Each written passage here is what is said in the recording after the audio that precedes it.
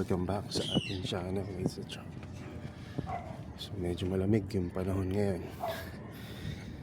At ito nga, may nagtanong ulit sa ating Shopee store kung ano daw po yung difference ng pag-aalaga ng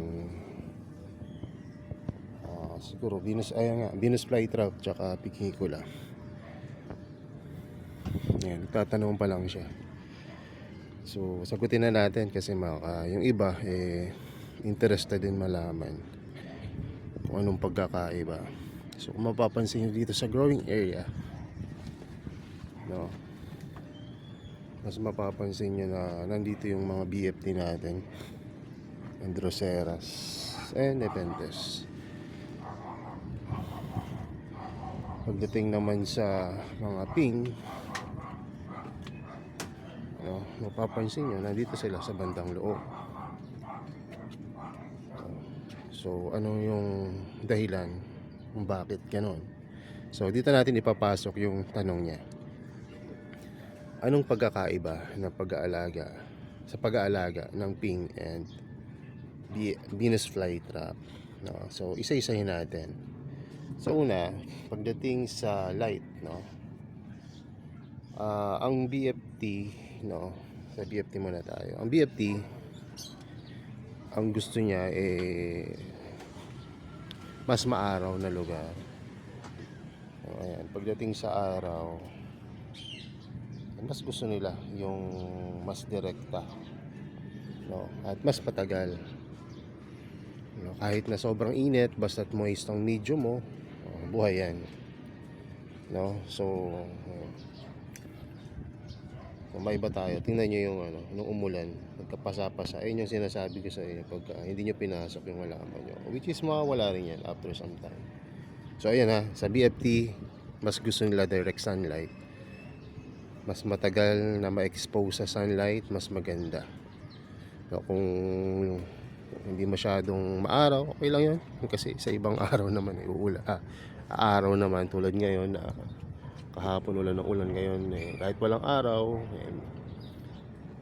mag-uumpisa na yan na umaraw sa mga susunod pa. So ibig sabihin, give them as much sunlight or artificial light as much as you can. So kung kayo yung naka-grow light, naririnig ko sa ibang mga tropa na nag-aalaga niya, so kahit mga 12 to 16, minsan mas matagal pa nga nila yung na-expose. Pero kung ako tatanungin nyo, dahil outdoor grown ako, by experience, ang binibigay ko sa kanila, kung saan sila naarawan ng pinakamaaraw. May mga time na kailangan mong mag-shade kapag kasi iba na kasi yung panahon natin ngayon. Alam niyo yung climate change. Kapag lumadaan yung El Nino o yung sobrang init na panahon, halimbawa, nilabas nyo yung halaman, nasa labas yung halaman nyo, tapos mga ilang oras lang tuyo na. Siyempre hindi nyo naman madiligan yan dahil nagtipid rin kayo ng tubig sa time ng El Nino. So lagyan nyo yung shade o kaya water tray nyo kung gusto nyo. So move on tayo sa requirements naman ng Picnicula pagdating sa araw. Ang Picnicula po, ang gusto nila ay yung bright indirect light. Yung ganito, ayan, bright indirect light. Pero kaya rin nila yung tulad sa BFT. Nga lang, kapag tulad sa BFT, yung paaraw nyo, mas maliit yung ping at less yung moist, yung yung sticky mucus na panghuli niya ng traps, panghuli niya ng insect. So ano nangyayari, nagmumukha silang succulent, yung tinatawag na succulent form, ang ping kapag sobrang araw. Kung gusto niyo yun, bubuhay pa rin naman, kaya lang hindi ganun kabilis lumaki ang ping sa ganung sitwasyon. So mas gusto nila ay sabi nga natin kanina ay indirect light. Pero ako, pag nag-a-advise ako sa mga nabili sa akin, isa sa mga sekreto rin yung may direct sunlight sila ng early morning and late afternoon. So maganda kasi yun sa kanila. Yung kulay nakukuha mo, mabilis magkulay at mabilis rin mag-rosette kasi mas nakakakain sila through photosynthesis. Ayan. So, ayan, tapos na natin yung sunlight. Ngayon naman watering. Pag sa watering halos wala naman silang pagkakaiba. Ang gusto nga lang ng BFT ay mas mataas yung moisture, no? Kasi nga nasa ano sila nasa mas maaraw na area. Pag sa ping naman less yung kanilang requirements pagdating sa moisture. So mas dry ng kaunti lang naman. Kung pagpaparehasin nyo, wag nyo na lang i-water tray yung ping. So pwede na yon. Pagdating naman sa BFT, akong ginagawa ko pag nasa initan yung mga halaman ko, pinapatong ko sila sa sphagnum moss rin, yung mga recycled na sphagnum moss. Tulad niya na. Kasi parang naka-water tray rin, pero ang nasa ilalim niya instead na tubig, ano lang, medium na luma na nahugasan mo na alam mong healthy. Kasi ano kumbaga hindi siya mabilis yung pag-absorb nila ng water. Hindi sila waterlog. Instead, no, mabibigyan lang ng enough moisture. Parang naka-ano ka lang. Parang naka water tray na medium yung nasa ilalim. Ganun lang kadali. So, ulitin natin. Pagdating po sa tubig, kailangan mas less yung water ng pinicula. No? Tapos hindi ko rin hindi ko rin pinapatong o water tray ang ping. No? Bihira akong gawin yon. May mga sitwasyon lang, pero bihira talaga na sobrang init nung ko lang sila tinitray. Pero bihira po talaga na mangyari yun na nilalagay ko sa water tray ang ping. So isa rin, pagdating sa tubig, parehas silang kailangan nila ng low mineral water kasi parehas naman silang carnivorous plant. Pagdating naman po sa soil, no, para sa akin parehas lang pero sa iba talaga, pagka tinignan nyo sa ibang mga YouTube channel, reference sa mga ibang store, reference sa ibang mga care guide, even sa book, no, ang gusto nila sa ping yung mga sandy, may mataas na perlite, basta yung gusto nila yung dry, medyo dry. Sa akin kasi, kung mapapansin nyo, di ba, ang tagal ko ng advice yan sa sa mga nag-aalaga ng ping na i-pure sphagnum moss yung ibabaw, no, kasi pag i-pure sphagnum moss, alam niyo naman yung ping pagka kumapit na yan sa medium, mabilis na yan mag-strike. So kung sphagnum moss yung nasa ibabaw, knowing na yung mga bagong foliage ng pinicula ay mas delicate kaysa dun sa mga luma, mas mabubuhay sila sa pure sphagnum moss na toppings. No, pero yung ilalim, well aerated pa rin. Kumbaga sphagnum moss and perlite, pero mas marami yung perlite. Yung ano lang, toppings lang yung pure sphagnum moss. Tapos hindi rin sila ganun kaarte kung yung medium mo no, kumbaga meron ng enhancement ng ano, kumbaga fungus na itim. Hindi na green dark green na. So hindi sila maarte. Kung mapapansin nyo, kung BFT nakatanim dyan, matagal nang sigurong natunaw. Pero hindi, dito sa ping matibay sila, lalo na itong mga agnata hybrids, no? So matitibay yan kahit na itong Aphrodite, matatagal na kasi rin dito So, yun. No? Siyempre ako, inaalagaan ko ng gusto. Yung mga konti pa lang ako, nag-iingat ako dyan. Tulad na lang halimbawa na itong seto. Konti na lang kasi may mga bumibili. Tapos ngayon may bibili na naman. Kaya ako nandito sa taas. Itong cyclosecta, ayan, alaga rin ako dyan. So, ayan. So, ayun yung sa soil ha. Pag sa soil, halos parehas lang sila. No? So, ito pala, buti na alala ko. Pagdating sa medium or soil, ang BFT gusto nila merong live sphagnum mo sa paligid. Isa sa mga sekreto namin yan, na matagal na namin hindi, hindi sekreto kasi sinishare na namin sa online, no? So, ang sikreto sa BFT, ito papakita ko ha. Ang sikreto sa BFT, kung gusto niyo siyang mabuhay ng less effort, lagyan niyo ng live sphagnum. Ayan na, live sphagnum. At tanim sila sa live sphagnum. Ayan, mga BFT natin, may mga live sphagnum. Diba? Kasi ang live sphagnum, nakakatulong yan sila para ma-retain yung moisture, to give more humidity, mas mabilis ang paglaki, mas safe sila dahil hindi sila agad namamatay. Dahil kumbaga yung kagustuhan natin to keep them moist. And I provide rin ng sphagnumos na buhay, no? Hangga't mabubuhay mo yung sphagnumos, no, mabubuhay mo rin yung BFTs, no? 90% of the 90%, no, yung probability na mabuhay mo sila. Hindi ko sinasabing 100% kasi may mga time na yung live sphagnumos pa, pag sobrang moist, sila pa yung nagsisilbing papabilis yung pagtunaw ng BFT pagka mali yung paggamit. So ayun, ano pang sunod, no? Sa soil, no, napaliwanag ko na sa inyo, no? Live sphagnumos yung karagdagan natin pagdating sa BFT. Sa sa pingikula, iwasan yung gumamit ng live sphagnumos sa pingikula. Kasi bakit? Kasi yung live sphagnumos minsan sila yung nagbubutas or nagda-damage ng mga leaf ng mga pings na bago, or kahit yung luma nga kasi malambot rin yung mga lumang dahon ng ping. So ang nangyayari napupunit nila o parang may ngat-ngat yung dahon ng ping kapag may live sphagnumos. Kasi ang bilis lumaki ng live sphagnumos kumpara sa pingikula. At yung paglaki ng sphagnumos pataas. Ang ping naman paroset lang.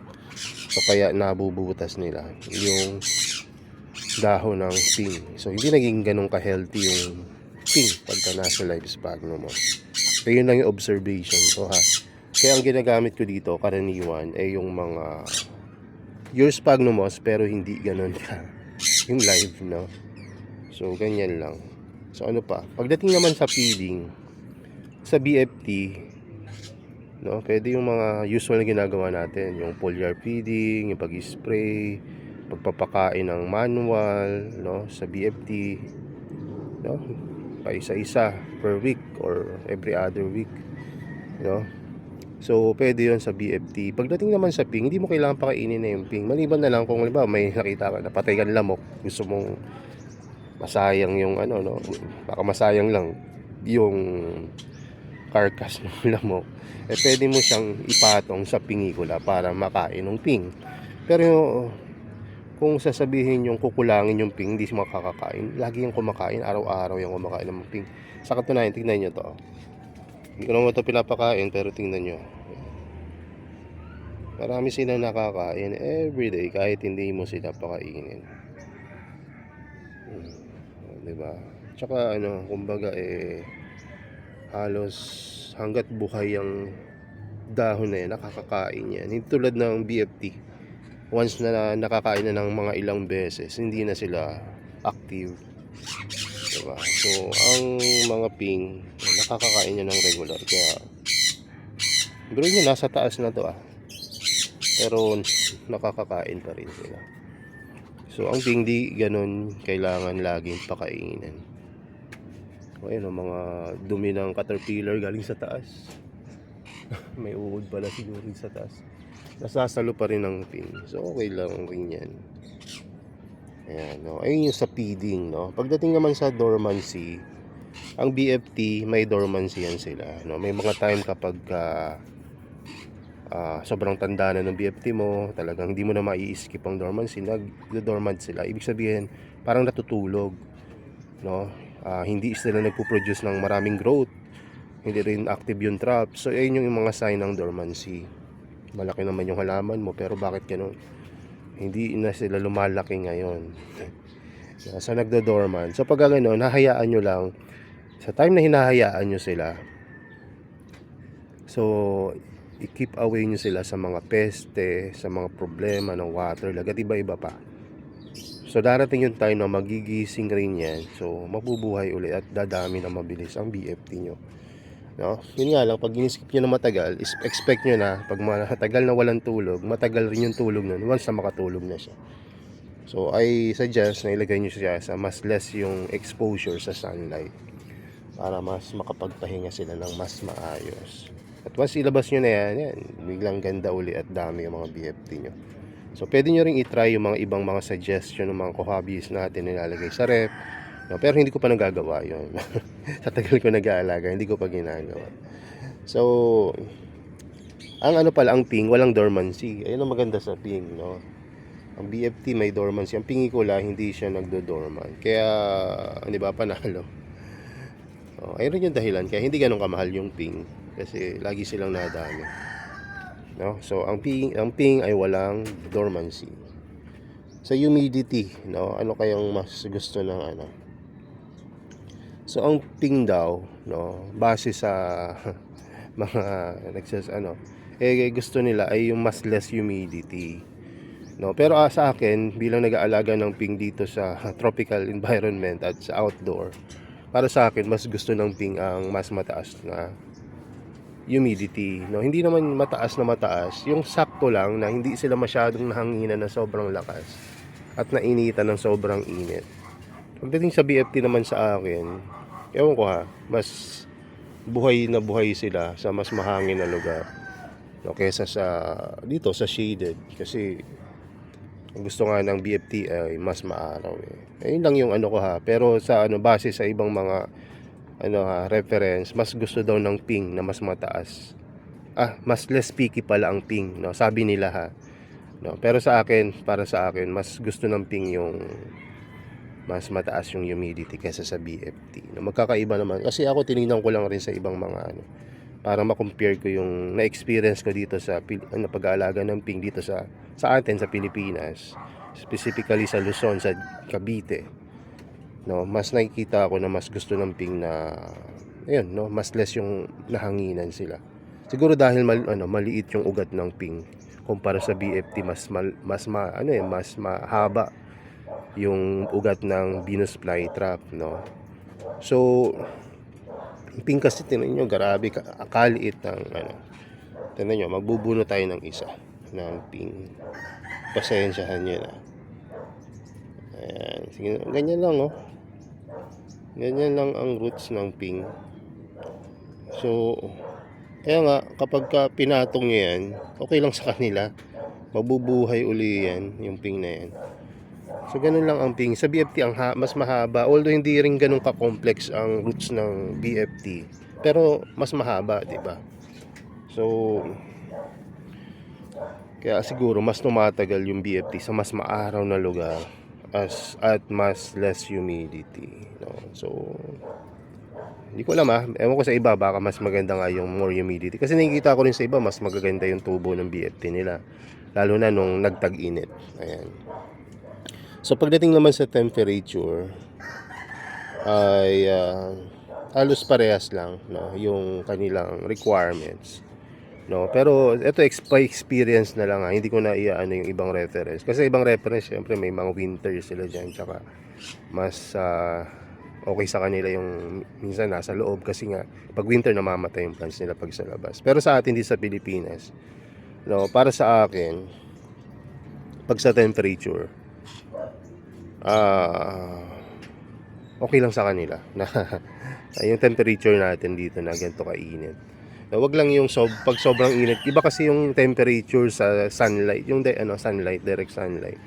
No, may mga time kasi na hindi na yung sunlight natin sobrang taas nung nila tawag dito, yung radiation, ayun, UV radiation. Tapos so nahihirapan yung halaman sa taas. Kung mapansin nyo, mas maraming lumalabas ngayon ng mga tawag dito variegation due to exposure sa sa radiation tsaka sa sa stress ng plants, no? Masabi ko yan, tulad nito.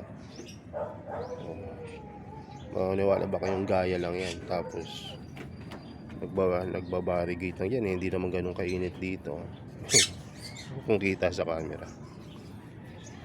So ayun, no? So sa sobrang radiation ngayon, ayun, nahirapan yung mga plants natin. Kaya nga, no, kahit yung BFT ko, pinasok ko sa loob nung nakaraan kasi nga naubos sila sa sobrang radiation sa labas. So pagdating po sa temperature, halos parehas lang ang Pingicula and Venus flytrap. Ayan. Minsan lang, no,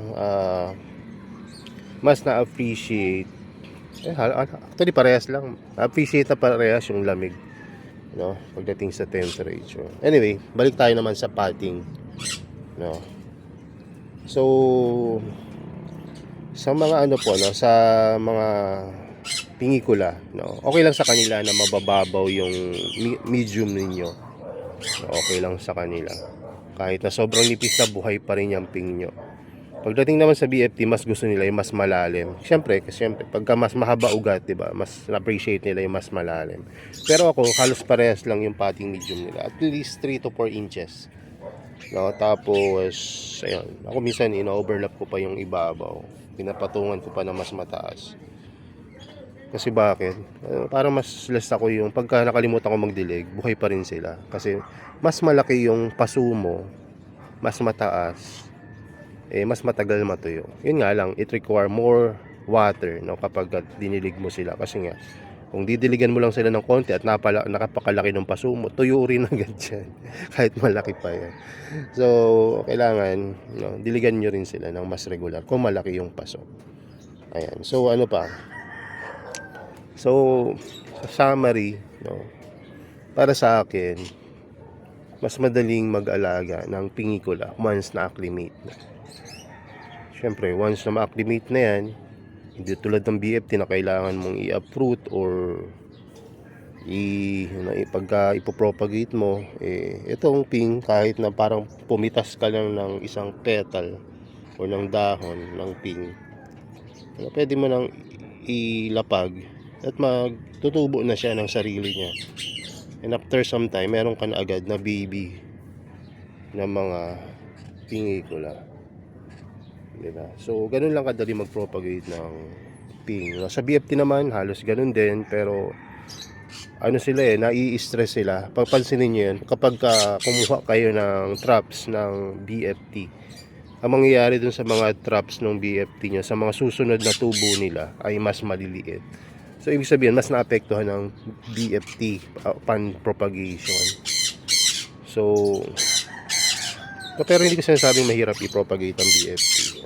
Madali lang rin. Pero mas mabilis makapagparami ng ping, knowing na madali silang paramihin through leaf pullings, tapos wala pa silang dormancy. Siyempre, mas panalo, mabilis ang Pingicula. Pagdating naman sa astig, no, astig rating, mas astig siyempre talaga ang BFT kasi may bibig sila at nakikita mo silang gumagalaw. Ito namang ping, hindi naman sila makikita gumagalaw, passive lang siya na trap. So pero para sa akin, pare sila maganda, lalo na pagka yung ping marami na. Tingnan nyo, diba? Maganda na tignan. Imagine niyo kung magaling pa kayo sa terrarium, landscaping, magagamit nyo talaga tong Pingicula at hindi siya ganun ka hirap i-maintain, no? Ayun. So yun lamang, at mag-aasikaso na ako ng order at kanina pa rin hinihintay ni Samsam yung cellphone ko kasi maglalaro na siya. So ayan, no? Inaasikaso ko na yung karamihan ng order kagabi at may humabol na isa, kaya nandito ako sa taas. Kasi meron din kami mamayang reunion, kaya alis ako. Hopefully, ma-pick up ng rider na mas maaga ngayon para makahabol ako sa reunion. Ayoko rin kasing tumagal sa akin yung mga package, no, na mga order, kasi bilang buyer din at seller, alam ko kung gaano kayo ka-excited ma-receive yung plant niyo. At ayun nyo rin tumagal kasi syempre, mas tumagal sa shipping, mas matagal yung acclimation. Pero ngayon, mas kampante tayo magpadala kasi malamig pa ngayon, January, February, ganyan. So yun lang muna. God bless sa inyo and bye bye.